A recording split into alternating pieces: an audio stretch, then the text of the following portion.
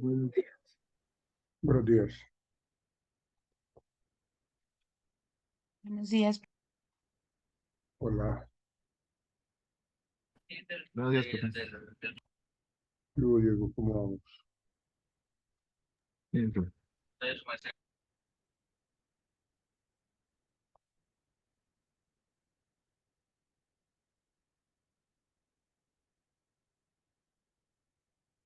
Vamos activando sus cámaras, por favor, señoritas, caballeros.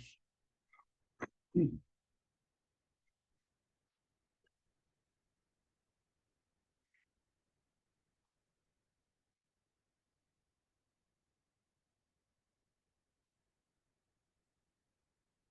Buenos días, profesor. buenos días, señorita Gladys. Vamos activando cámaras.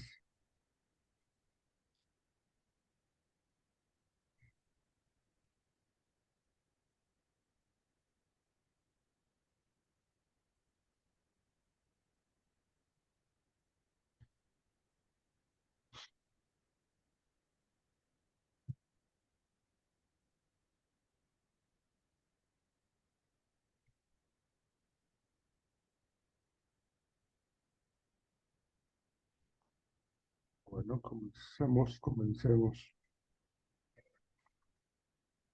Bueno, lo que vamos a trabajar en la sesión de hoy está relacionado, bueno, vamos a terminar de hacer esas interpretaciones del MMPI. Espero que ustedes hayan siempre tomado nota de la explicación que se da, porque pues seguramente tendremos que hacer un informe de esa valoración en un contexto organizacional, ¿no? Entonces, terminaremos de hablar de las otras escalas que componen el MMPI. Creo que alcanzamos nosotros hasta MF de masculinidad y feminidad. Creo que hasta ahí llegamos, ¿no? No alcanzamos al PA de paranoia. Creo que ese fue el que alcanzamos. Sí, o sea, hasta ahí llegamos. Entonces ya nos quedan unos pocos para poder terminar con la explicación del cuestionario de personalidad del MPI. Y finalizaremos la clase con respecto a cómo se tiene que diseñar un informe desde el contexto organizacional.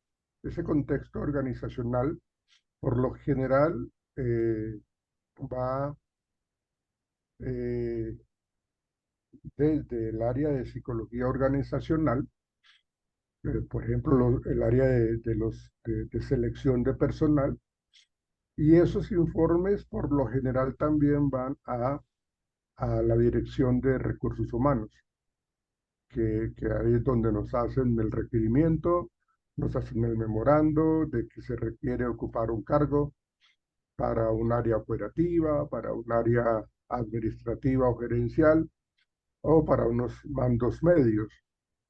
O si dentro del proceso organizacional que se tenga en cada empresa, determinar si esto está relacionado con lo que tiene que ver con procesos de ascenso, ¿no? La persona que, que lo quieren ascender, pues por su experiencia, por su tiempo, por su compromiso con la empresa, entonces, pues en el proceso de selección, ustedes saben que hay eh, un estilo de reclutamiento interno y un estilo de reclutamiento externo, y a veces hay empresas que hacen se ponen en esa tarea de seleccionar eh, o de darle la oportunidad a los, a los trabajadores que están con nosotros, a los colaboradores que actualmente están en nómina de la organización. Entonces, habría que mirar si es eso. De hecho, en el informe, si es una persona a la cual se le va a brindar la oportunidad de ascender, pues entonces hay que colocar eso también. O sea, no hay que dejarlo suelto. O sea, porque esa información de que esta persona es una persona que viene trabajando con nosotros desde hace 5 años en el cargo tal, entonces eso habría que anotarlo.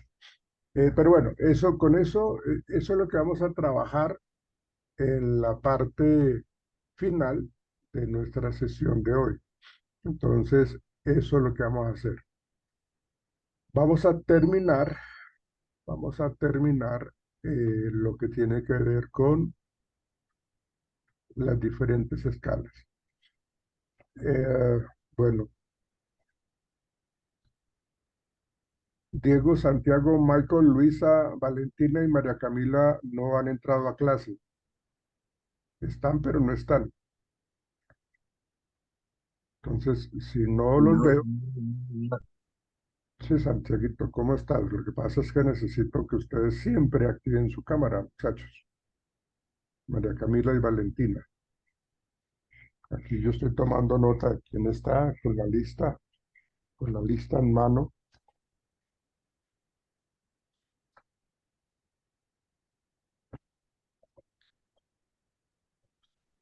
Hay personas que tienen 2 fallas, dos,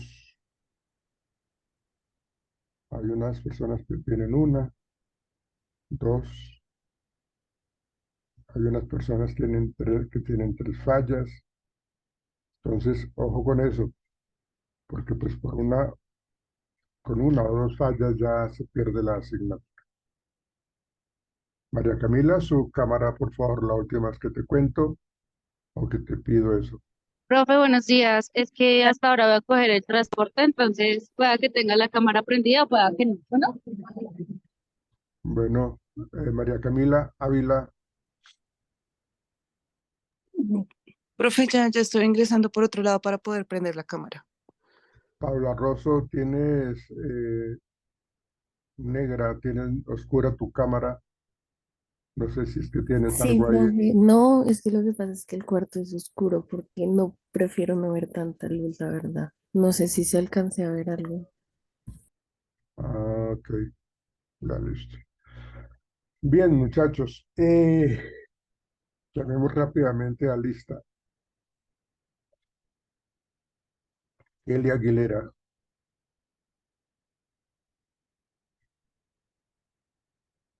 Eli, ¿estás o no estás?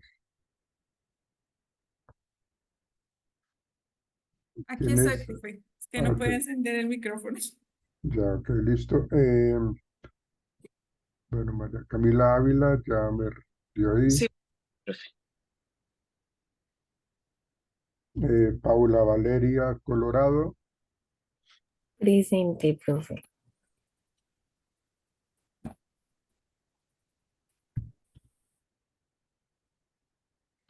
seguimos con señorita Sara Coneo,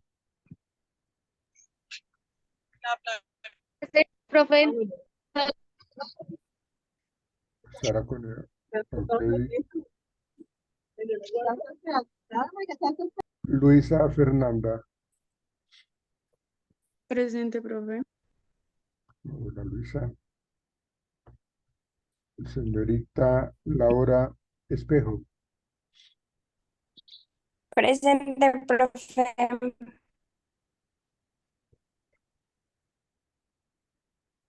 señorita Laura Galvis, Laura Valentina, Presente, presente. ok, ok, ok. Señorita María Fernanda Galvis,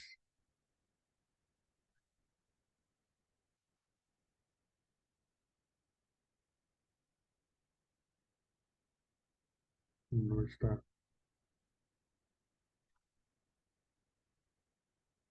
Alejandra González, Presente, profe. hola Alejandra, buenos días. Hola, profe, buenos días. Santiago, ¿qué hubo, Santiago? Hola, profe. Luna Martínez, Presente.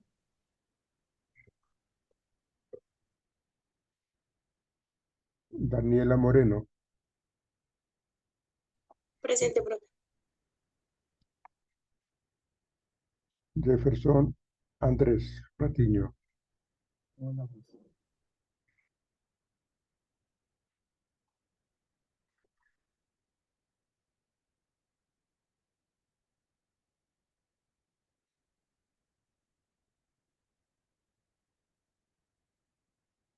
¿Dónde está Andrés? Hola, buenos días. Aquí, es que está bien arropado usted.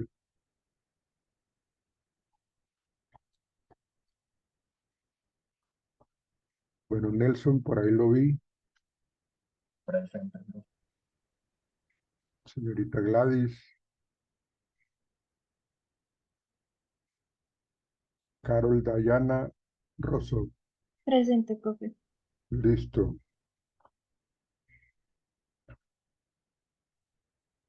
Michael.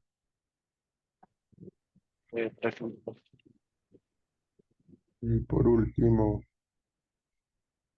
Diego Andrés. Presente, profe. Bueno, ok. Bueno, retomemos.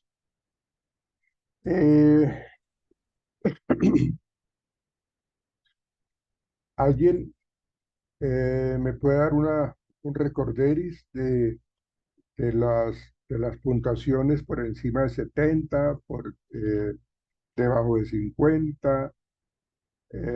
¿Alguien me puede explicar, por ejemplo, el tema de la escala HS, que es la primera escala? ¿Alguien, por favor, me colabora, me recuerda? Revisen sus apuntes y qué nos está evaluando esta escala clínica. ¿Alguien? Profe, buenos días. En HS es la hipocondriasis, Ok, exageración de síntomas eh, de malestares físicos como hacia un grado mayor. sí. ¿Qué más Eh, encontraríamos en esa escala?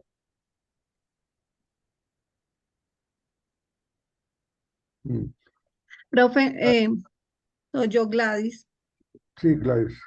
Bueno, Vale. la hipocondriasis, tendencia a maximizar un dolor, se somatiza, Sí. necesita ser aceptado, se refiere a problemas también de fatiga. Por encima de los 70, el sujeto no reconoce fallas, siempre está la defensiva, evita responsabilidades por estar, dice que está enfermo, justifica la causa de su problema, somatiza, hay defensa contra sus fallas, no acepta que es de origen psicológico. También hay Ok. mecanismos de autolimitación, quiere tolerancia de los demás, pero en sí mismo no tiene, o sea, no tiene como su apoyo. Es más delicado en los adolescentes por la transición. Ya Ah, cuando baja de los 70, quiere decir que tiene una excelente salud, que tiene o sea, tiene buen dominio del mismo. También bueno, que no critica, no hace comparaciones. ok. Sí, ok, gracias, Gladys. Sí, en ese sentido, lo que hablamos de la hipocondriasis, como tú lo mencionas, es esa preocupación excesiva por su salud física. Y tiende a maximizar, como tú lo estabas mencionando, a interpretar de manera siempre catastrófica ese tipo de sensaciones corporales que, pues, la verdad son normales. Lo que pasa es que ellos tienden a exagerar y ven el mal donde no está. Entonces, pues, esa hipocondriasis habría que tenerlo en cuenta. Y esto es muy importante cuando nosotros vamos a emitir un concepto en un contexto organizacional, porque pues imagínense una persona que tenga pues como estos rasgos clínicos hipocondriáticos, entonces pues esta persona va a estar sintiéndose enferma, va a estar queriéndose incapacitar, va a estar queriendo eh, como no asumir responsabilidades, pues eso en últimas a la empresa no le sirve. Acuérdense que una empresa, eh, por lo general, aunque tiene que pensar en el ser humano, en la persona como tal, pero si la persona realmente eh, no está aportándole, pues no podría entonces ayudar a la empresa y la empresa simplemente eh, prescinde de los servicios de ella. Es decir, pues en las empresas no se trabaja con tanto corazón, sino le meten más razón al asunto. Entonces, lo evalúan y no, esta persona pues como que no nos, le hemos intentado ayudar, le hemos intentado entender su situación, pero pues la verdad no nos favorece como empresa porque atrasa o atrasa o detiene los procesos organizacionales. Bien, ok, Nelson, háblame un poco de la escala de depresión. ¿Qué es lo que pasa cuando está por encima de 70, Nelson? ¿Qué es lo que pasa cuando está por debajo de 50?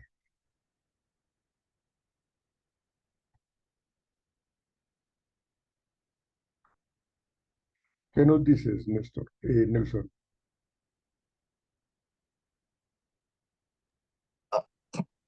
Profe, que ayer, pues lo que hablamos en clase fue que si estaba por encima de 70, o sea, si los resultados estaban por encima o por debajo, pues igualmente no era como un buen indicador, pero si estaba por encima, hablaba más que todo como de sentimientos de pesimismo, de culpa, que no tenía como casi energía, o falta de motivación, o también Ujú. como falta de interés. Sí, ok. Hay una explicación bastante clara en esta escala de depresión y están ubicando a la persona en unos rangos entre 70 y 80, entre 80 y 90, ¿no? Entonces, sí, está midiendo la presencia y la severidad.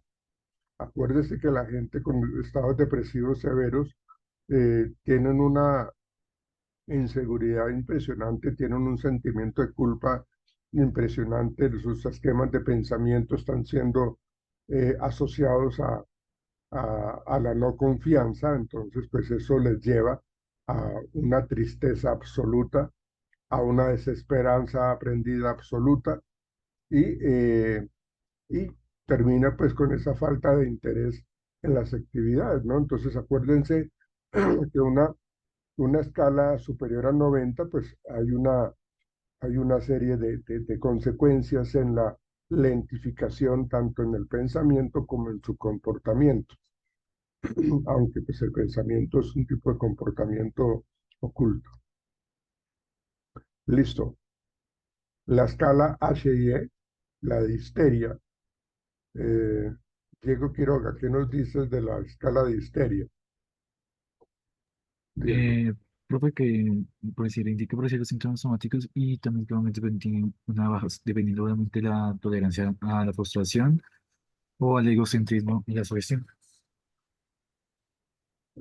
Sí, hay una tendencia a experimentar síntomas físicos, somáticos también. Esta es muy parecida a la hipocondriasis, ¿no? Ujú. Esta escala de histeria, pues realmente, eh, acuérdense que esta persona, por lo general, no les gusta sentirse rechazados por los demás, entonces siempre buscan también la aprobación de ellos, entonces experimentan toda esa sintomatología física y exageran también, ¿no? O sea, tienden a exagerar sus emociones de una manera dramática, por eso te digo, o les digo, que está muy relacionada con la hipocondriasis también, ¿sí? Hay esa fuerte dependencia siempre a ser aceptado, a querer el que sean aceptados por los demás, ¿sí? Entonces, cuando yo veo que alguien me acepta, entonces como que yo vuelco toda mi atención en ellos. Entonces me siento muy bien con ellos, pero cuando ellos me hacen el feo, me rechazan, pues imagínense, para mí se me acaba el mundo. O sea, no tengo tolerancia a la frustración, no tengo, no acepto que me rechacen, ¿no? Entonces ese es un problema de tipo psicológico en donde la persona realmente asume actitudes infantiles y de manipulación, pues precisamente buscando esas demandas afectivas, porque pues está demostrando cierto tipo de inmadurez. Entonces, esa sería esa escala elevada, ¿no? Como tal. Bien.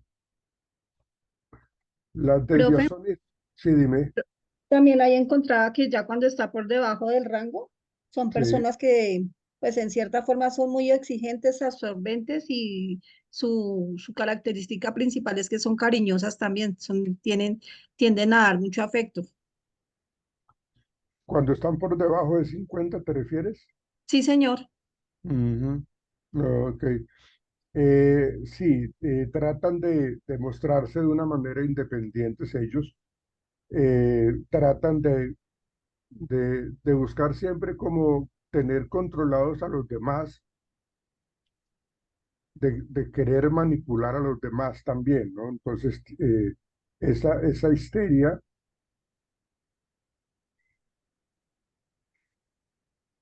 está generando, está siendo generada por eso, como tal. Bueno, escala de desviación psicopática, Andrés Patiño, por favor.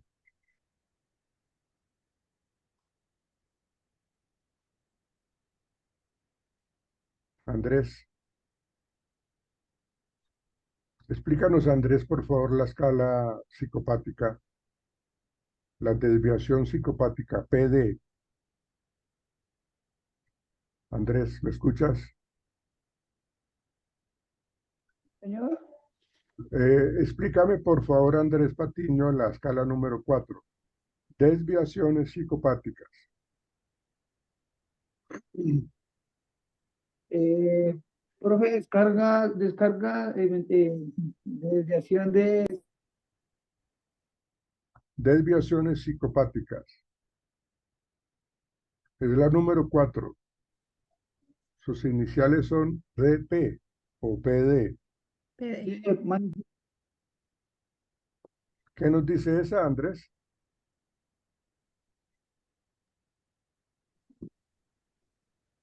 me están llamando y no me dejan hablar. A ver, Andrés, por favor. Estoy esperando tu respuesta, Andrés. Profe, me están llamando, qué pena. Pero ¿y qué hacemos entonces, joven? Descargas impulsivas y sin control, más de 70.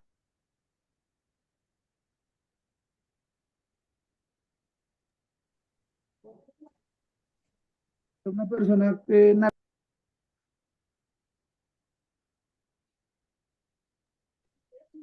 pero igual si la persona está también por debajo, como que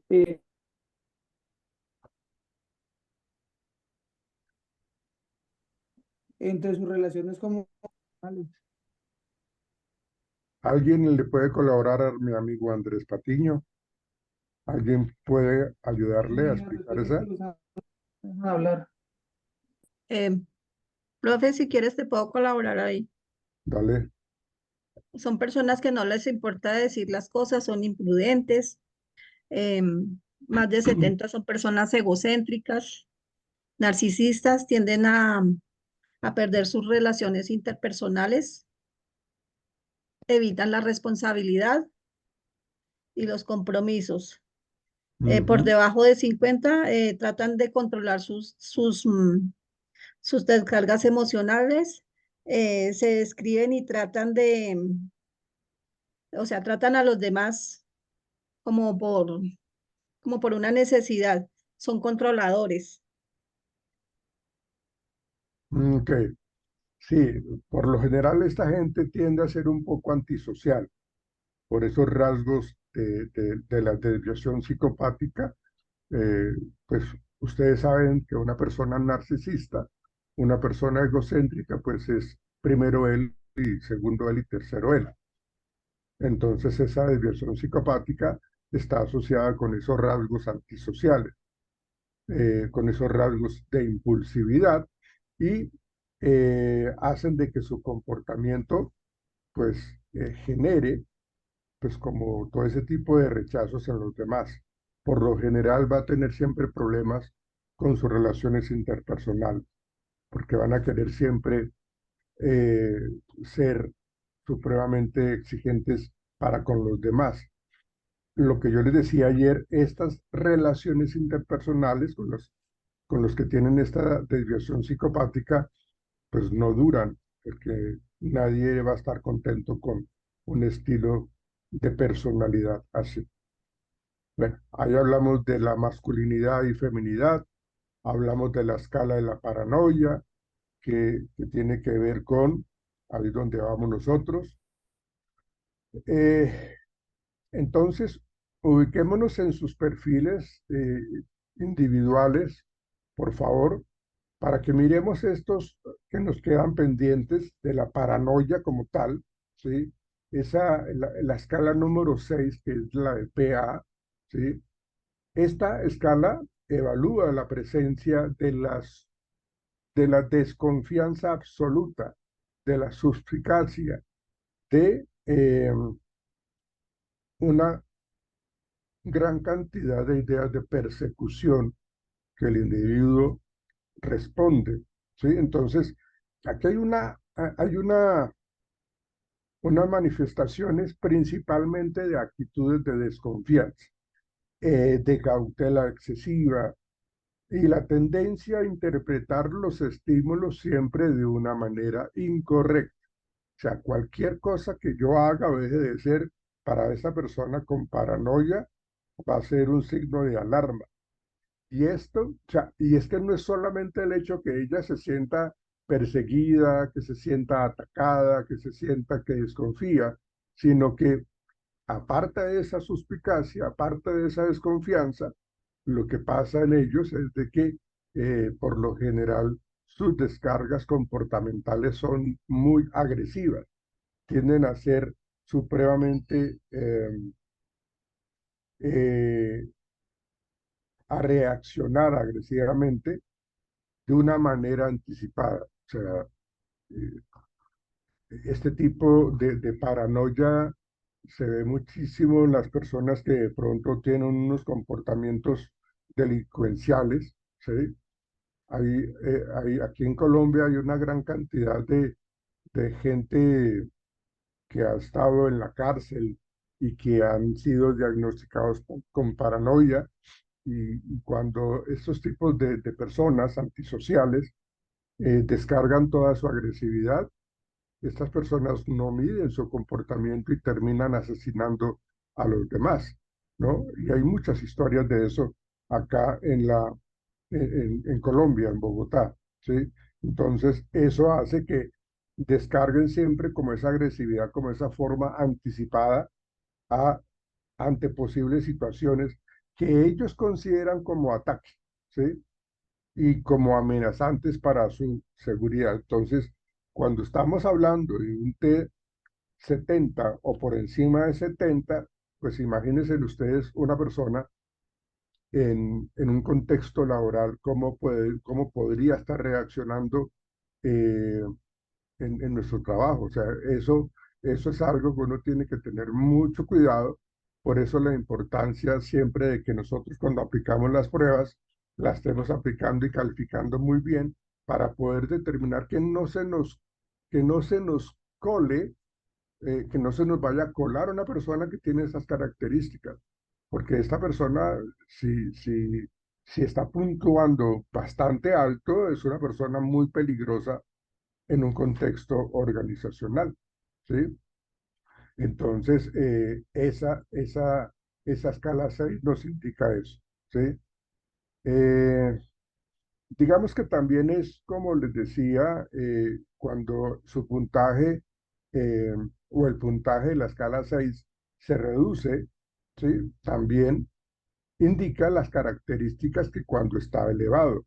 Dice que la diferencia está en que el sujeto trata de no reconocerlas como parte de su personalidad y de demostrar que es muy controlado en situaciones conflictivas, que pudieran ocasionar alguna forma de respuesta agresiva. La persona aparentemente reacciona sin molestarse. A veces es cuando uno trata de entender por qué esta persona, si es una persona tranquila o se veía una persona sosegada, una persona relajada, ¿por qué reaccionó de esa manera? ¿Por qué resultó siendo tan agresivo y por qué agarró a golpes al compañero o por qué eh, eh, no se apuñaló al compañero, ¿no? Entonces, se muestran tranquilos, son aquellos que no rompen un pocillo, pero cuando se alborotan acaban con toda la vajilla. ¿Ven? Entonces, realmente tienen esas descargas violentas y agresivas y son poco predecibles. Entonces, también hay que tener en cuenta que los puntajes bajos en esta escala podrían estar determinando esa, esa conducta defensiva, esa conducta de responder de una manera muy brusca, eh, sintiéndose también amenazados. Entonces, hay que mirar también en cuenta esas descargas violentas que termina afectando pues, el ambiente laboral. La escala número 7, que es la de psicastenia, la psicastenia, digámoslo, para entender qué es psicastenia, estamos hablando que esto es como el termómetro de la angustia, ¿sí? O sea, la psicastenia es qué tanto nivel de angustia puede estar presentando el evaluado. Entonces, principalmente la persona que tiene altos niveles por encima de 70, las características principales son la incapacidad para tomar decisiones rápidas, una exigencia hacia sí mismo y en ocasiones hacia los demás. O sea, esta persona, si no tolera, esto tiene que ver mucho, esto está muy relacionado con trastornos obsesivo-compulsivos, porque son personas muy meticulosas, son personas dadas a ser como muy controladores también con absolutamente todo. Entonces, si se exigen a sí mismos, seguramente van a exigirle a los demás. Y cuando ellos fallan, se andan muy duros, o sea, se autocastigan, se autoinsultan. Y si ellos lo hacen consigo mismo, pues también lo van a hacer con los demás. Es decir, que no toleran las fallas en las otras personas. Si no tolera sus propias fallas, pues mucho menos van a tolerar las fallas de otras personas, ¿sí? Buscando siempre patrones de comportamiento preestructurados. Por eso, y aquí está muy relacionado ese trastorno obsesivo compulsivo, porque son patrones preestructurados, ¿no? Entonces, realmente, esa psicastenia, por lo general, ellos experimentan altos niveles de ansiedad, presentan preocupaciones excesivas. Y aquí es donde se ven esos grados elevados de obsesiones y de compulsión. Obsesiones y compulsiones. Entonces, cuando ese termómetro de la angustia está por encima de 70, ellos reaccionan de esa manera. Tienden a ser muy meticulosos, tienden a generar perfeccionismo, tienden a reaccionar con respuestas muy fuertes ante estímulos muy pequeños. Por lo que yo les decía ahorita, no soportan que los demás se equivoquen, no soportan que ellos se equivoquen, ¿sí? Entonces, realmente la actitud hacia la vida es una actitud supremamente crítica, ¿sí? No toleran sus fallos. Y esos problemas los llevan, pues, obviamente a sentirse mal consigo mismo y con los demás, ¿sí? O sea, ellos tienen un común, si lo hablamos de una manera psicoanalítica, ellos quieren siempre tener como un yo ideal, Ellos quieren que todo fluya de acuerdo a la norma, de acuerdo a lo que debe ser, de acuerdo a que así debe actuar el hombre, así tiene que actuar la mujer, así tiene que actuar tal persona que tiene esta profesión, no sé. Entonces, tiene esas ideas de los comportamientos preestructurados que hace que eh, la gente quiera como controlar absolutamente todo. Entonces, ese es el término de la psicastenia, que para entender un poco eso se refiere al termómetro de la angustia, ¿sí? Eso sería cuando la psicastenia o la escala número 7 está por encima de los 70, ¿sí? Eh, Si está por debajo de 50, pues estaríamos hablando de cosas totalmente diferentes y que tampoco son buenas. ¿Por qué? Pues porque estamos diciendo de que la persona cuando puntúa o tiene escalas bueno, puntúa abajo, ellos o esta escala indica la falta de valoración de las experiencias con la consecuente incapacidad para cambiar pautas de comportamiento que pueden ser problemáticas para el sujeto.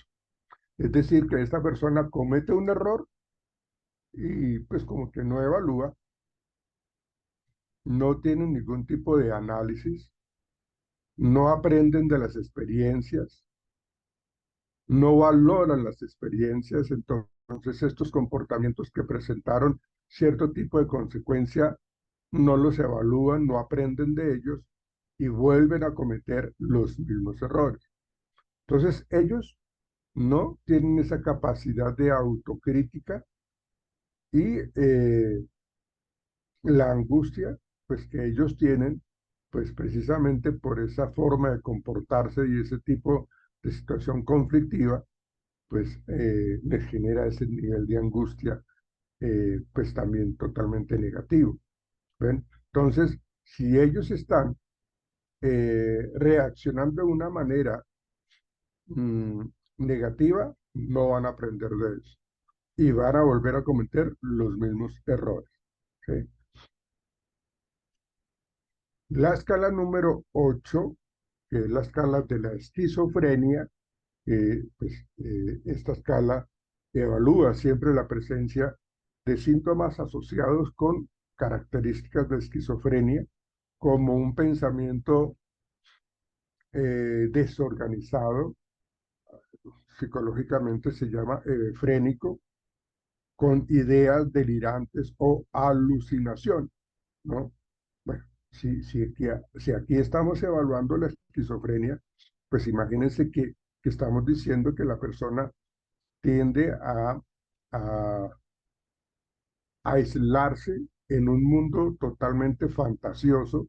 Ustedes saben de que la esquizofrenia es un mundo en donde la persona se disocia de la realidad, del mundo real, y se deja llevar por la imaginería. O sea, tienen una mente supremamente volátil y fluyen demasiado en esa imaginería. O sea, se ponen a pensar en cosas que tienen que ver con, con, con cosas de superhéroes, de ensoñaciones, de lo que yo podría hacer en este sentido. O sea, divagan muchísimo y eso ya hace que rompan cualquier contacto con la realidad. Por eso se dice que en la esquizofrenia lo que muestra es la tendencia importante hacia el aislamiento y a la fantasía. Las personas que tienen puntajes elevados en esta escala quizá presenten problemas en su capacidad para establecer relaciones interpersonales, porque van a estar, y esto se ve muchísimo en relaciones de pareja, que esta persona que tiene estos rasgos de esquizofrénicos tienden a ser supremamente inmaduros también, ¿no?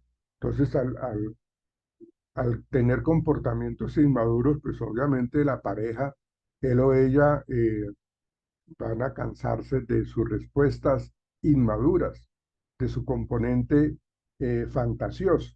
Entonces, estas relaciones interpersonales tienden a disminuirse. ¿Por qué?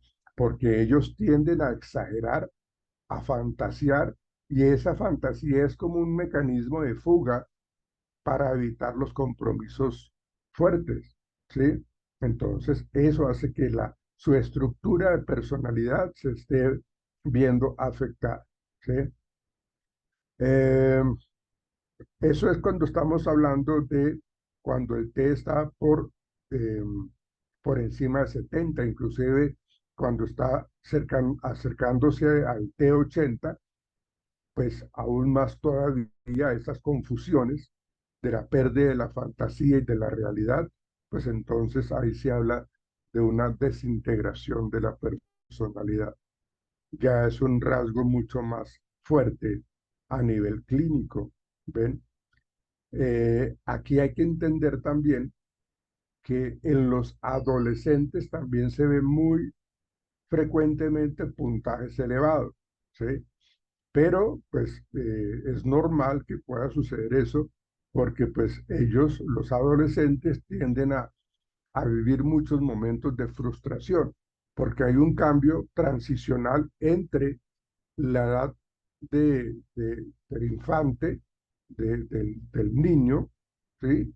Del preadolescente y posteriormente del adolescente. Entonces hay una transición con respecto a esos cambios graduales y ellos empiezan a fantasear porque pues generan ese tipo de, de situaciones de enfrentar cosas un poco más de responsabilidades. Entonces, en los adolescentes, cuando responden este cuestionario, por lo general las respuestas son elevadas, son bastante elevadas, pero es precisamente por esa transición y esa situación del cambio o la transición de la preadolescencia a la adolescencia, porque tienden a fantasear de una manera exagerada, ¿sí? Mm, Entonces, cuando los puntajes en la escala de esquizofrenia, la escala 8, están por debajo, se interpreta como la tendencia de la persona a autodescribirse y mostrarse realista y capaz de llevar a cabo sus planes para alcanzar metas y también indican una adecuada capacidad para la socialización. Entonces acá se ve que la persona pues sí tiene unas metas muy objetivas y muy realistas para poder integrarse socialmente. Entonces esta persona se autodescribe como una persona que tiene la capacidad para alcanzar sus ideales, para obtener sus planes, alcanzar sus metas sin ningún tipo de problema. Esto le genera muchísima tranquilidad a las personas que lo rodean a él e inclusive a él mismo, ¿sí? Esa sería la escala número 8. La escala número 9 está asociada con la hipomanía, ¿sí? La hipomanía,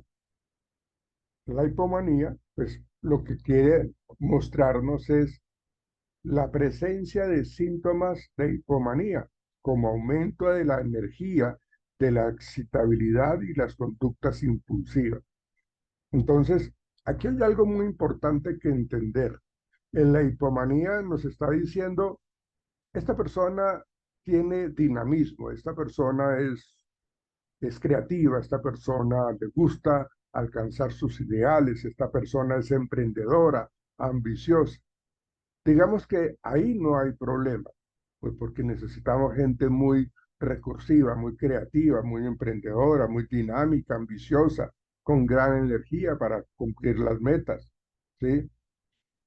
El problema está cuando esta persona asume las cosas de manera simultánea, es decir, que comienza una cosa, la deja a la mitad, coge otra y empieza a trabajar en esa nueva actividad o en esa nueva meta, es decir, que olvida la anterior y entonces ya coge otra tarea, se pone en mente otra tarea, entonces ya ha dejado otras dos tareas anteriores. Entonces la hipomanía digámoslo, cuando está mal manejada, pues la persona es totalmente desorganizada, tiene mucho dinamismo, pero entonces quiere hacer esto, quiere hacer lo otro, venga, yo le colaboro esto, venga, yo hago esto, venga, yo, bueno, todo eso, pero resulta que termina no haciendo nada, porque al querer realizar muchas actividades de manera simultánea, termina no eh, haciendo ninguna de la mejor manera, ¿sí? Entonces, realmente, uno de los principales problemas de esta persona, cuando la escala 9 es elevada, es precisamente esa falta de organización en su energía. Eh, Tiende a dispersarse, o sea, tiene tanta energía que quiere abarcar absolutamente todo. Tiene una gran cantidad de actividades por responder y la verdad, pues cuando ya se logra o si llega al otro lado de las tareas, pues los objetivos realmente o los logros son muy bajos, ¿sí? Entonces, esa hipomanía está asociada con esa gran cantidad de actividades y que termina no haciendo nada bien, porque asume tanto y termina no cumpliendo a cabalidad sus tareas. Si esa es la hipomanía, cuando la escala está por encima de 70 o por más de 80, pues entonces cuando hablamos de los puntajes bajos, pues será lo opuesto, ¿no? Entonces esta persona que está caracterizada por la falta de energía, por la falta de motivación, ¿sí? Para realizar las actividades, ¿no? Entonces, acá lo que hace es de que esta persona tiende a tener también sentimientos de inseguridad. Entonces, aquí tendríamos que como analizar la escala 2 y tratar de mirar cómo le fue en la escala 2. Acuérdense en que la escala 2 es la escala de depresión. Entonces, si esta persona puntúa bajo en hipomanía y puntúa alto en la escala 2, bueno, entonces ya entendemos por qué esta persona tiene baja motivación, tiene falta de energía, y esos componentes depresivos se van a volver a mostrar acá en la escala de hipomanía, ¿sí? Es muy importante estar como revisando y asociando una escala con la otra para poder confirmar lo que nos está diciendo el MMPI. Entonces acá también en la hipomanía por debajo de 50 estamos hablando de sentimientos de inseguridad de la persona misma. Esta persona diría, entre menos haga, menos responsabilidad tengo. Entre menos haga, em, eh, me puedo equivocar menos, ¿no? Profe, Entonces, sí, dime. qué pena. Es que yo estoy revisando la tabla, pero yo tengo ahí una duda. Pero en tu ¿Por perfil, qué, en tu perfil, señor? en tu perfil, No, no, estoy revisando la tabla del MMPI ajá, y a mí me aparece, no sé si yo estoy equivocada, que entre 60 y 69 es una persona activa, energética, extrovertida, creativa. Y entre sí, más baja es, o sea, 40, es sensible, confiado, responsable, prudente, convencional. ajá. Sí, ok, pero lo que te estoy planteando es, acuérdense que cuando está por encima de 70 o por debajo de 50, lo que tú mencionas está en el rango entre 60 y 50, ¿sí? Cuando está más abajo, pues tiende a tener esos sentimientos de inseguridad. O sea, miremos los extremos en la calificación de las pruebas, en este caso el MMPI. O sea, acá lo que estamos viendo es, por eso es muy importante en el perfil, cuando yo les digo a ustedes, fíjense en esas dos líneas gruesitas del perfil, por encima de 70 o por debajo de 50, ¿sí? Si su merced me dice que puntúa 60, pues está teniendo, digámoslo, un estilo dinámico de actividad, pues como favorable. O sea, como que sabe qué tiene que hacer, sabe sabe cómo tiene que organizar las cosas, sabe cómo ambicionar, sabe cómo colocarse metas porque está dentro del rango. Cuando está por debajo, o sea, la falta de energía hace que la persona adquiera sentimientos de inseguridad. Ahora, tú dices, lo último que me dijiste, que esta persona se muestra como, ¿me dijiste, Kelly? En la escala de menos de 40, a mí me parece que es una persona sensible, confiada, responsable, que es prudente, es sumisa, práctica y concreta. Bueno, ahí está, tiene mucha relación con estados depresivos, porque es una persona que tiende a ser sumisa. Si es sumisa es porque seguramente puede estar siendo relacionado con la falta de confianza, con los sentimientos de inseguridad. Cuando yo estoy inseguro, yo mejor me quedo callado. Por eso yo decía, cuanto menos haga, menos me arriesgo a equivocarme. Profe, pero Entonces, entonces ahí habría una incongruencia porque si es una persona insegura, arriba la segunda dice que es confiado. O sea, a mí me parece que esta sumisión es más que es hacia la escucha, que es receptivo. no confundan eso. La escucha no siempre tiende a ser receptividad. Por eso tenemos que analizar muy bien la escala, porque si decimos que es receptivo, lo que pasa es que como me siento inseguro, pues muestro confiabilidad. Si me siento receptivo y escucho, entonces eh, no me van a dar tan duro, ¿no? Entonces yo termino siendo una persona que asume ese tipo de comportamientos para evitar ser juzgado. Por eso se habla de que la persona tiene esos sentimientos de inseguridad. ¿Se muestra confiable? Sí, se muestra confiable, pero tiende a mantener esa inseguridad, ¿sí? O sea, yo me entrego en los brazos de la otra persona, del compañero, del jefe, de, del compañero de trabajo, entonces, pero pues pasa es que yo no tengo muy claro qué es lo que tengo que hacer, yo realmente no sé manejar este tema, realmente yo no sé cómo manejar este proyecto, entonces yo me muestro muy complaciente, muy sumiso, muy confiable, pero ahí están latentes los sentimientos de inseguridad. Acuérdense que las cosas en extremo no son favorables. O sea, fíjense que estamos hablando de que en el puntaje alto es una persona emprendedora, ambiciosa, con gran energía para tener muchas actividades en forma simultánea. Pero cuando estamos hablando por debajo de eso, pues entonces cuando está por debajo de 40, pues eso se convierte ya en algo negativo, porque es alguien que por eso lo asocian con la escala número 2 porque hay una falta de energía, porque a veces la motivación también se pierde. Y cuando yo me siento desmotivado para realizar cualquier actividad, mi mejor herramienta es mostrarme eh, dispuesto, mostrarme que estoy escuchando, mostrarme tranquilo. eh, por eso vuelvo y digo, el pensamiento de la persona sería, cuanto menos haga yo, menos me meto en problemas. Entonces yo termino siendo una persona que se muestra confiable, ¿no?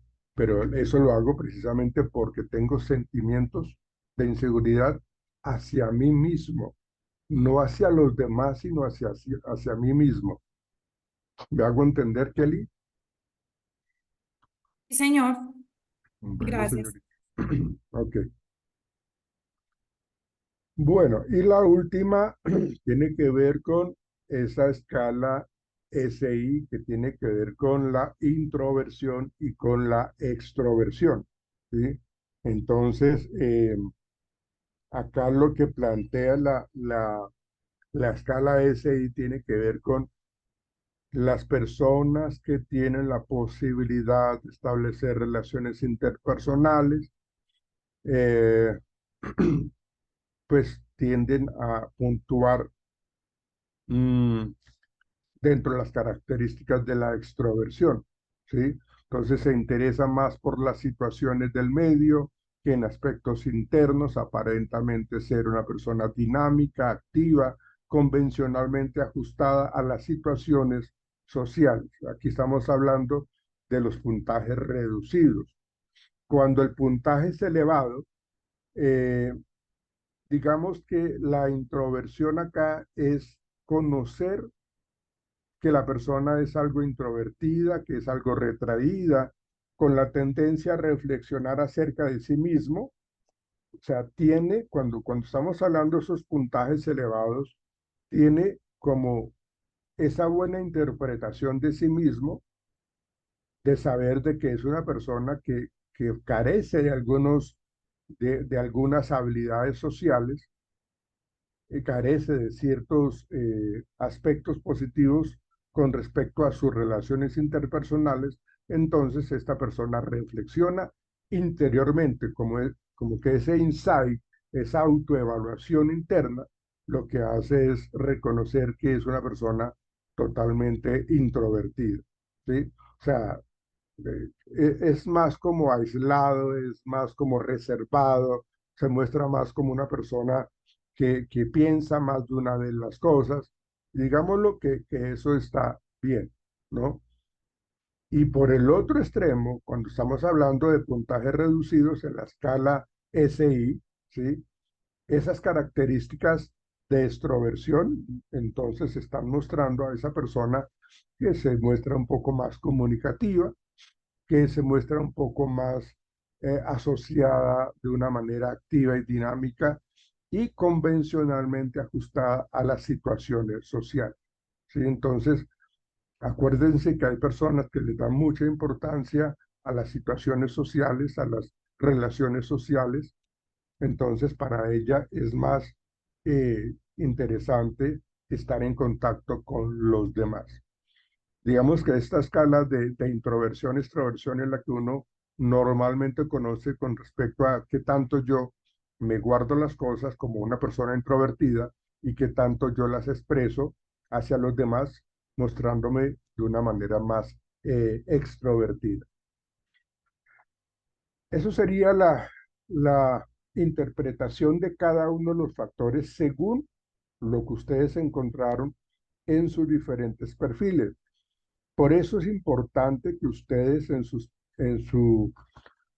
su aplicación y en su calificación siempre sean muy buenos evaluadores, porque estamos hablando de ustedes mismos. Ustedes mismos están calificando, ustedes mismos están evaluando. Por eso esto es algo totalmente individual, totalmente personal y lo manejan ustedes así, ¿ven? Entonces, cuando nosotros hacemos un proceso de selección, nosotros hemos visto que debemos aplicar un número de pruebas psicológicas y tenemos que comentarlo en el informe psicológico a nivel organizacional. Nosotros lo que vimos anteriormente es un informe clínico. Ahora lo que vamos a hacer nosotros es ver un informe o diseñar un informe netamente organizacional, a manera de memorando inclusive. ¿Quién nos está pidiendo esto? Ah, pues recursos humanos. ¿Y quiénes somos nosotros? Ah, pues el área de selección, el área de psicólogos del departamento de selección. Entonces, ese memorando de la evaluación psicológica para algún candidato, para algún ascenso, para lo que sea, pues tenemos que tener claro que hay que colocar, pues, cuándo se realizó esa, esa valoración y hay que colocar en el informe todo lo que se ha hecho hasta el momento con este candidato o con estos candidatos, ¿sí? Acuérdense que hay algo muy importante en los procesos de selección. Cuando nosotros hablamos de selección, yo tengo o debo tener una gran cantidad de candidatos para poder tomar una muy buena decisión. O sea, yo no puedo seleccionar, o sea, yo coloqué una vacante y en esa vacante apenas me llegaron 5 candidatos. Yo no puedo tomar una decisión exhaustiva y buena solamente con 5 candidatos. Resulta que dentro de esos 5 candidatos, 2 me salieron elegibles con reserva y los otros 3 no elegibles. Entonces yo tengo que elegir o quedarme con uno de ellos que son elegidos con reserva. El problema no es eso, el problema es de que se presentaron solamente 5 candidatos al proceso de selección. ¿Qué nos quiere decir esto? Yo tengo que tener, o el área de selección debe hacer un proceso de reclutamiento nuevamente para que tenemos que ampliar nuevamente el tiempo de que los candidatos se presenten. Mínimo yo tengo que tener como unos 20 candidatos para hacer una muy buena selección. Pero cuando yo hago un proceso de selección con poquitos candidatos, pues no estoy garantizando una buena elección de un candidato. Porque resulta que de esos 5 candidatos no salió uno elegible. Acuérdense que hay 3 posiciones con respecto a los procesos de elección, que es elegible, elegible con reservas y no elegido. ¿Ven? En esos 3 rangos yo coloco a los que aplicaron, respondieron a las pruebas, a los que respondieron a las entrevistas, a los que respondieron al assessment center, a la entrevista de grupo. Entonces, yo lo que voy a hacer es evaluar absolutamente todo ese contexto.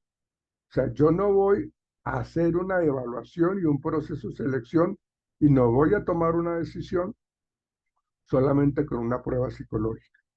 Eso es un error que a veces cometen los gerentes o el área de recursos humanos, que por cumplir con una tarea, entonces yo hago las cosas a media, hago las cosas de una manera incorrecta, ¿sí? Si a mí mi gerente me dice, necesito que me seleccione, pero rápido, unos buenos candidatos, y le digo, listo, entonces vamos a preparar la aplicación de las pruebas psicológicas, vamos a revisar las hojas de vida, vamos a confirmar referencias, vamos a hacer las entrevistas, vamos a aplicar las pruebas psicológicas. Y me dice, no, solamente haga entrevistas o solamente haga pruebas psicológicas.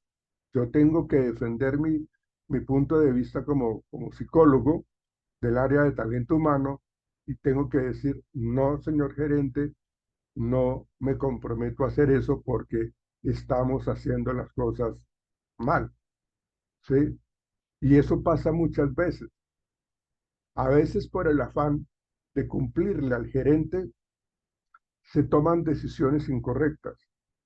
Y resulta que después de esas decisiones incorrectas, las personas que yo elegí no eran realmente aptos para ocupar ese cargo. Y cuando se seleccionaron y cuando firmaron contrato, como a los 4 meses, causaron un grave problema en la empresa. Cometieron un error gravísimo en la empresa. ¿A quién le va a caer la responsabilidad? Al proceso, a los encargados del proceso de selección. Entonces el gerente va a decir, ¿quién seleccionó a esta persona que fue una catástrofe total? A el departamento de selección y contratación. Entonces lo van a regañar a uno por haber hecho ese proceso incompleto.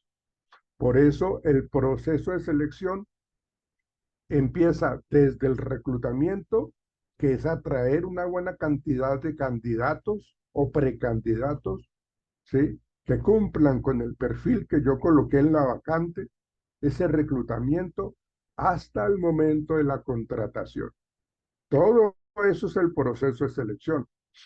La selección no solamente son las pruebas psicológicas, no solamente son las entrevistas, no son las pruebas psicotécnicas, no, es absolutamente todo.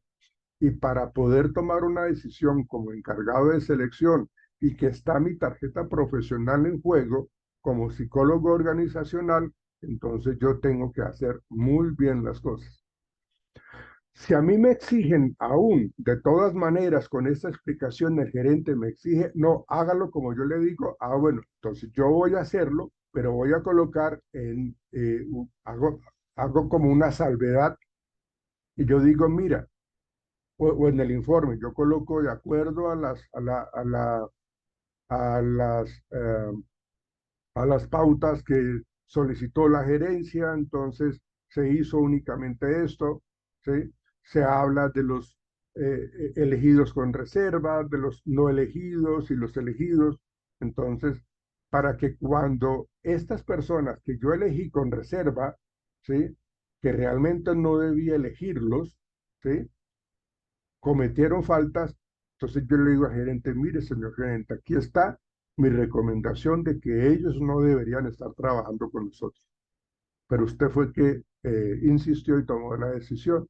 Entonces, cuando yo tengo eso por escrito, yo salvo cualquier tipo de responsabilidad. Esto se hizo porque usted me lo solicitó, prácticamente me lo demandó. Entonces, ahí yo salvo mi tarjeta profesional y salvo mi nombre como psicólogo organizacional del área de selección. ¿Ven? Y eso pasa muchas veces. Los procesos de selección tienen que hacerse de una manera muy tranquila, de una manera muy completa, para poder decidir, estamos eligiendo a las personas bien idóneas para ocupar el cargo. Que quedaron algunos elegidos con reserva. Bueno, entonces vamos a tenerlos ahí en stand-by, vamos a tenerlos como para futuras contrataciones, van a estar de primeritas para poderlos ayudar cuando podemos ayudarlos, por medio de procesos de inducción, de capacitación, cosas como estas, los vamos preparando. Pero mientras tanto, si no son elegidos, pues entonces, pues simplemente no. Puede ser muy amigo del sobrino del gerente, pero si no fue elegido, yo tengo que tener claro que a mí me contrataron para ser ético y ser profesional, no para satisfacer a la gerencia. Claro, yo voy a cumplir con los parámetros normales de trabajo y voy a cumplir con lo que me encomendaron dentro de lo normal. Pero cuando a mí me piden imposibles, yo tengo que mirar realmente si yo debo continuar en esta empresa, porque ahí están en juego mis valores, mi ética profesional. Entonces, si esta empresa tiende a ser marrullera, tiende a ser deshonesta, tiende a ser, bueno, hacer cosas dentro de los aspectos del derecho laboral como incorrectos, mm, pues creo que me va a tocar dar un paso al costado, ¿sí? Porque sí, o sea, aquí me están diciendo, venga, haga esto por debajo de cuerda, pase esto, omita esto, ¿ven? Y eso moralmente no está bien, éticamente no está bien. Entonces yo por eso tengo que mirar que en el informe psicológico se escriba absolutamente lo que pasó con respecto a sus resultados de la evaluación psicológica, ¿sí? Entonces, a nosotros nos solicitaron recientemente que se haga una evaluación psicológica del candidato Pepito Pérez para el puesto de gerente de recursos humanos o para el puesto de operario de máquina plana, lo que sea, ¿sí? Entonces, lo que hacemos nosotros es desglosar cada una de las actividades que se llevaron a cabo en ese proceso de selección, en ese proceso de evaluación psicológica, ¿sí? Porque esa evaluación psicológica implica la entrevista con el psicólogo, la entrevista con el jefe inmediato, la entrevista grupal, ¿sí? La aplicación de las pruebas psicotécnicas, la aplicación de las pruebas de inteligencia, la aplicación de las pruebas de personalidad, las que se tengan que utilizar. Por eso las empresas hoy día invierten una buena cantidad de dinero para eso. Entonces, ahí estamos viendo pues que esto es una gran responsabilidad para nosotros como psicólogos, porque es que abajito del informe aparece mi nombre, aparece el cargo que yo tengo y aparece mi tarjeta profesional. Ahí yo me estoy comprometiendo. Entonces, lo que yo estoy firmando a pie de página es lo que yo estoy diciendo que esto es verdad, esto es veraz y asumo la responsabilidad. Y entonces cuando yo firmo, ya, pero es que usted acá firmó, señor psicólogo. Ah, caramba. Entonces, cuando hablamos de eso, nosotros debemos hacer una muy buena explicación del por qué las pruebas que se aplicaron, de la entrevista, de las entrevistas semiestructuradas o estructuradas, del análisis de las hojas de vida, de la confirmación de referencias, absolutamente todo. Entonces yo coloco que se evaluaron competencias, cómo se mostró el candidato en un nivel muy alto competitivo relacionadas con el liderazgo, relacionadas con la capacidad para trabajar en equipo. Es decir, que todo tiene que estar alineado. O sea, cuando uno coloca una vacante en las redes sociales, en, en las bolsas de empleo, o sea, yo coloco un perfil de trabajador claro. O sea, eso no se coloca por colocar. O sea, si yo estoy colocando, necesito que esta persona tenga estas habilidades blandas y tenga estas habilidades técnicas y tenga estas experiencias en el trabajo y que sea profesional en esto. Eso tiene mucha razón de ser de por qué estamos buscando a este personaje, ¿sí? Que tiene que ser bilingüe, que tiene que conocer el sistema braille, que tiene que conocer el lenguaje de señas, o sea, ¿qué es lo que yo estoy buscando? Entonces, de acuerdo a lo que yo coloco en el perfil en la pieza de consecución del candidato, pues entonces eso hace que yo busque a una persona así. Y esa persona entonces me va a dar que si tiene liderazgo, que si tiene capacidad, pero ¿cómo lo hago? Aplicando pruebas psicológicas, ¿sí? Y hay algo que se llama muchísimo y utiliza muchísimo, perdón, se utiliza muchísimo en las empresas y son los assessment centers o los centros de evaluación y medición. Los assessment centers es una gran cantidad de evaluaciones psicológicas, de actividades de selección que se diseñan para abarcar, abordar buen número de candidatos. Entonces, los que manejan el Assessment Center son muy expertos. Son unos psicólogos supremamente expertos en eso, porque trabajan con los candidatos de una manera grupal, los ponen a hacer juegos de roles, los ponen a asumir responsabilidades que se les dice, mire, usted tiene que vender esta cantidad, usted tiene que hacer eso, usted tiene que hacer esto otro. ¿Ven? Entonces los coloco así. Digamos que los mando al ruedo y tienen que responder. ¿Ven? Esos son los assessment centers. Entonces, con eso, ¿qué es lo que yo quiero evaluar? Competencias como liderazgo. ¿Qué tanto este candidato asumió conductas de liderazgo? ¿Qué tanto este candidato asumió capacidad para trabajar en equipo? ¿Sí? ¿Qué tanto resolvió problemas? Porque yo le estoy colocando cascaritas al candidato en estas pruebas de Assessment Center para que yo pueda evaluarlo junto con los otros evaluadores profesionales o expertos, en donde cada uno de nosotros tenemos una planillita en donde hacemos un checklist, hacemos una lista de chequeo con respecto a lo que estamos observando y evaluando. Entonces, el candidato 1, 2, 3, 4, 5, 6, normalmente son como 8 o 10 candidatos, entonces yo lo que hago es decir, observar. Entonces, si estamos hablando de liderazgo, bueno, entonces estamos evaluando conductas que evalúen liderazgo. Y lo estamos observando en acción, en contextos de juegos de roles, ¿sí?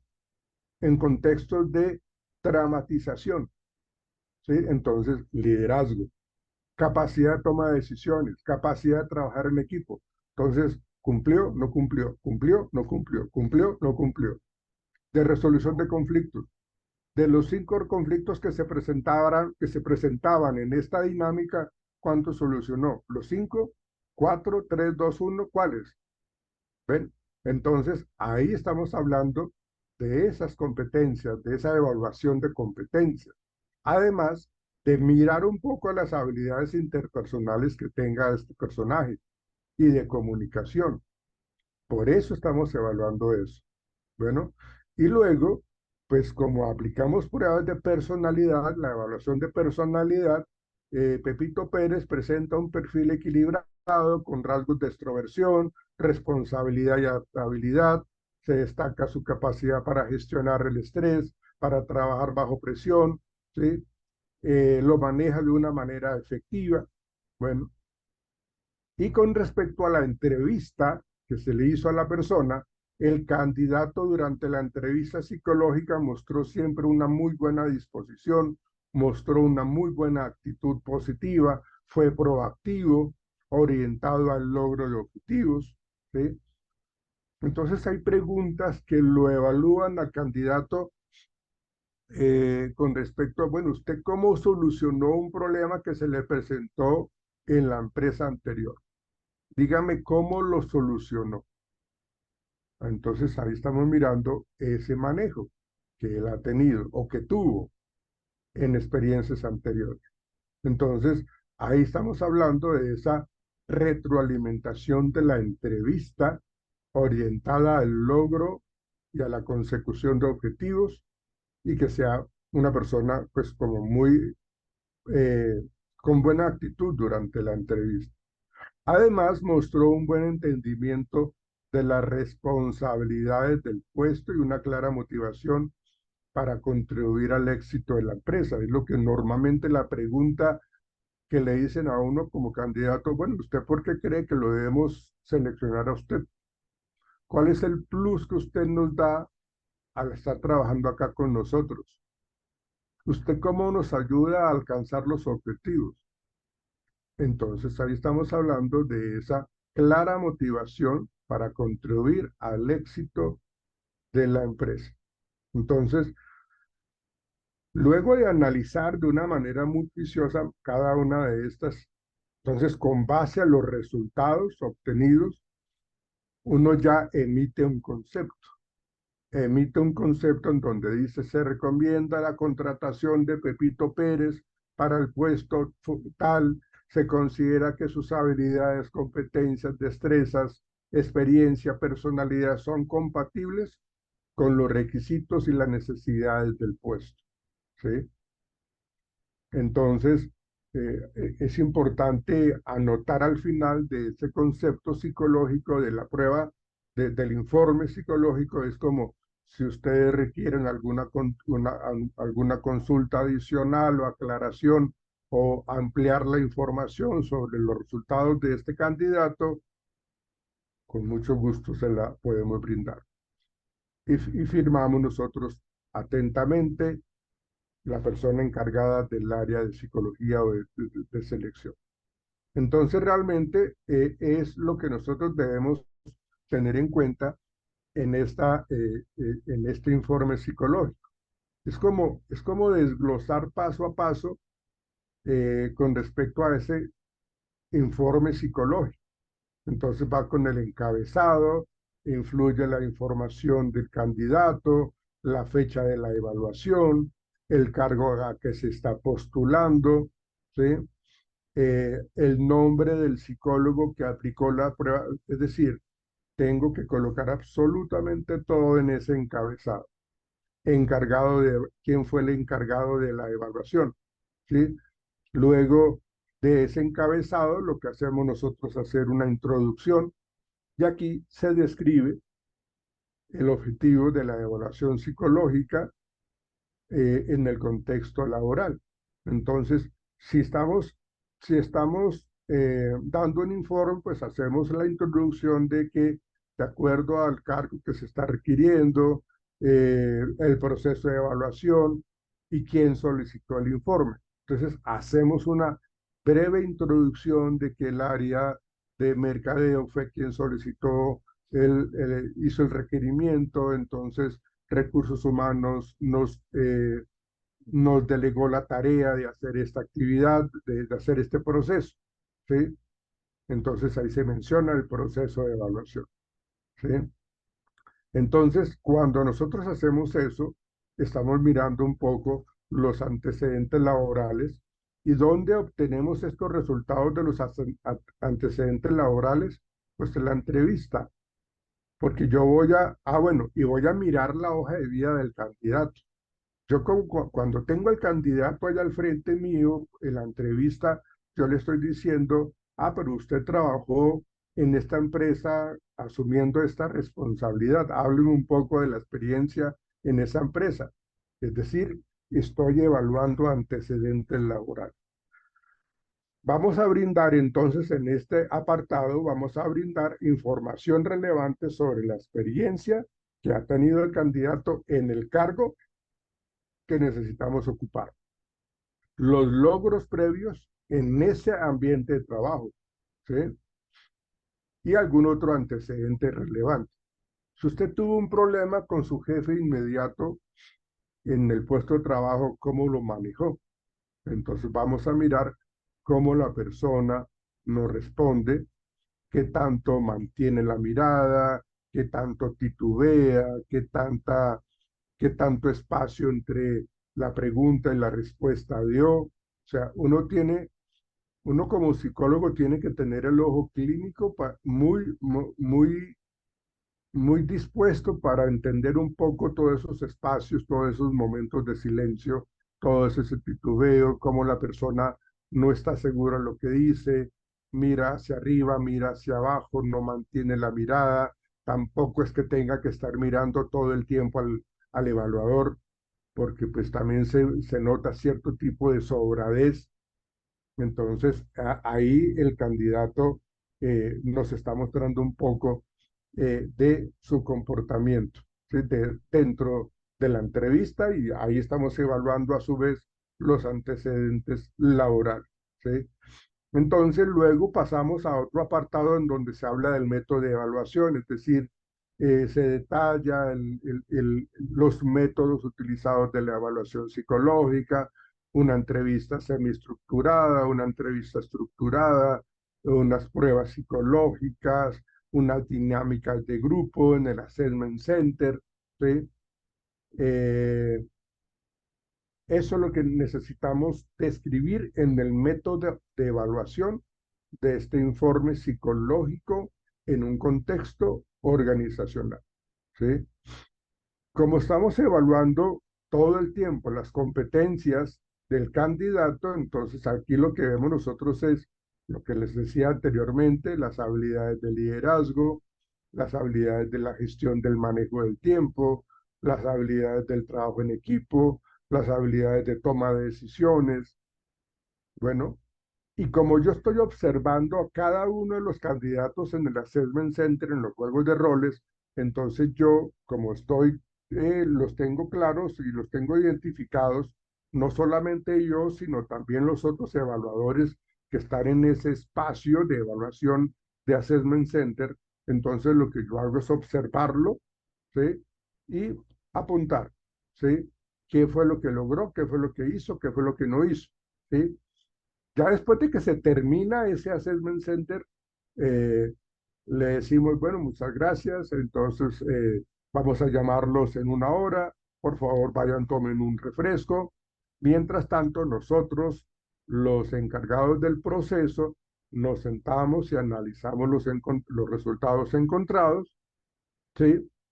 Lo que ellos observaron y lo que yo observé, y ahí me ayuda muchísimo a tomar decisiones, ¿sí? En cuanto a las aptitudes y habilidades que los candidatos mostraron con mayor relevancia para el puesto que se están postulando. Por eso yo cojo el manual de funciones, el perfil del trabajador y lo comparo con el puesto, con el análisis de cargo, con el perfil del cargo, para mirar que esto que está pidiendo el cargo lo cumplen los candidatos, ¿sí? Entonces, aquí en otro apartado va la valoración del potencial laboral, es decir, se analizan las fortalezas que tiene el candidato. Se analizan, y vuelvo y digo, y se comparan las exigencias del puesto, las exigencias y las necesidades de la empresa con lo que el candidato nos mostró durante todo el proceso de evaluación. Acuérdense que la evaluación comienza desde que la persona ingresa prácticamente a la empresa. O sea, absolutamente yo tengo que ya estar observando cómo saluda, cómo se sienta, cómo es su presentación personal, cómo solicita un vaso con agua. O sea, ya hay empresas que se trabajan o que se ponen en la tarea de hacer ya la evaluación desde un momento muy temprano, ¿sí? No solamente es cuando el candidato ingresa a la oficina del psicólogo de evaluación, sino que hay personas que ya lo están observando, las mismas personas de recepción, pueden ser una psicóloga que se hace pasar por la recepcionista, pero ya está observando cómo se comporta. Es impaciente, es grosero, se toma su tiempo, o sea, ya estamos tomando cuenta de qué es lo que hace la persona, ¿sí? Entonces, ahí ya, pues como ya hemos mencionado de esto, se hacen las recomendaciones para la selección, en donde se dice que esta persona es idónea, el candidato es idónea para el puesto, basado en todo lo que yo les he comentado ahorita, en cuanto a la evaluación psicológica y a las necesidades de la empresa. Bueno, entonces ahí emitimos el concepto. Se presentan esas conclusiones finales del informe, resumiendo los aspectos más relevantes y destacando las recomendaciones de por qué este candidato es el elegido, o por qué este candidato está como en reserva, o por qué este candidato no puede ser elegido. ¿Sí? Y acá yo tengo que ser muy honesto, muy claro con respecto a quién estoy eligiendo y a quién no estoy eligiendo. No quiere decir que porque entonces es una señorita que es supremamente llamativa, que es muy atractiva, que está muy linda, que tiene un cuerpo muy bonito, entonces yo me dejo llevar por eso y entonces me sesgo, que son uno de los errores de atribución más comunes en los psicólogos, en las entrevistas, ¿sí? En donde hay una gran cantidad de errores con respecto a esos procesos de entrevista, porque hay errores de atribución con respecto a que si es hombre, si es mujer, si es una persona obesa, si es una persona pequeña, si es una persona de color, bueno, cualquiera de eso. O sea, si yo tengo prejuicios hacia alguna de esas cosas, pues entonces yo lo que tengo que hacer es quitarme todos esos prejuicios y tratar de emitir un concepto lo más honesto posible, ¿sí?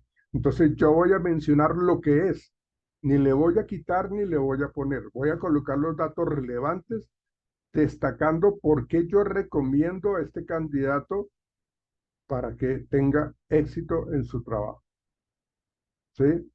Y yo me la estoy jugando como psicólogo que firma del área de selección, porque esa persona que yo seleccioné, yo lo entrego a la empresa y tiene que responder de esa manera a lo que yo estoy comentando en el informe.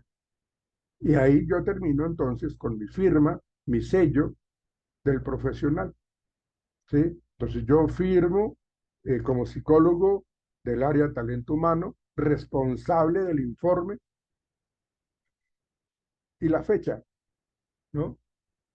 Entonces, eso es lo que debe ir en un informe psicológico en un contexto organizacional.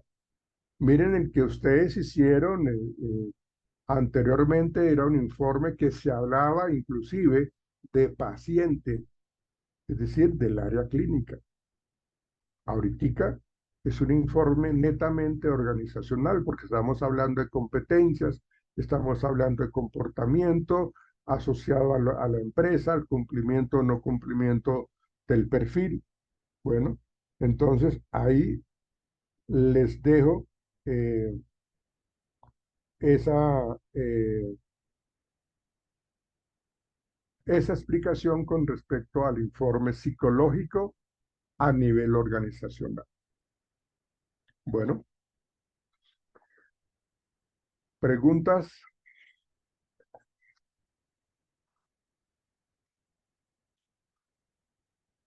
Bueno, lamentablemente tengo que decir que varias de las personas tenían su cámara apagada durante la mayor parte de la clase.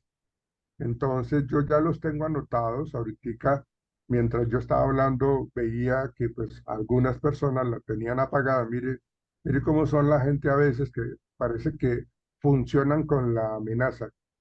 Esa es como la naturaleza del ser humano, ¿no? Entonces, esto, lo que les digo es, pues, las personas que yo acabo de notar que mantenían, pues, como la cámara apagada, pues les voy a colocar, les voy a quitar eh, una, les voy a colocar un punto negativo ahí porque, pues, la norma se tiene que cumplir, muchachos. Nos veremos el lunes, mis estimados estudiantes. Ya nos queda la última semana, el 11. Es decir, de ayer en 8 días ya terminamos clase. Entonces ya miraremos el lunes lo que nos queda pendiente y eh, el, el jueves seguramente ya entregaremos notas. Eso quiere decir de que tendríamos lunes, martes y miércoles para terminar nuestro programa. Muchachos, Profe, Profe, ya que para el lunes llevamos el informe que cada quien va a realizar sobre váyalo los trabajando. hallazgos. Váyalo trabajando, váyalo, seguramente se los voy a pedir, pero por eso se los desglosé el informe del contexto laboral. Ujú. Es lo que hablamos en la sesión de hoy. Por eso se los quería desglosar paso a paso para que ustedes tuvieran claro qué es lo que hay que hacer. Acuérdense que esto es como a nivel de memorando para la gerencia de talento humano del área de selección o de psicología organizacional, asunto, concepto de candidato para el cargo, ¿sí? Y ahí empiezan ustedes, y la fecha, y empiezan ustedes. Esa manera como de memorando a nivel organizacional. Bueno, muchachos, que tengan un feliz fin de semana y nos hablamos el lunes. Chao, chao. Ok, Gracias, profe. profe. Chao.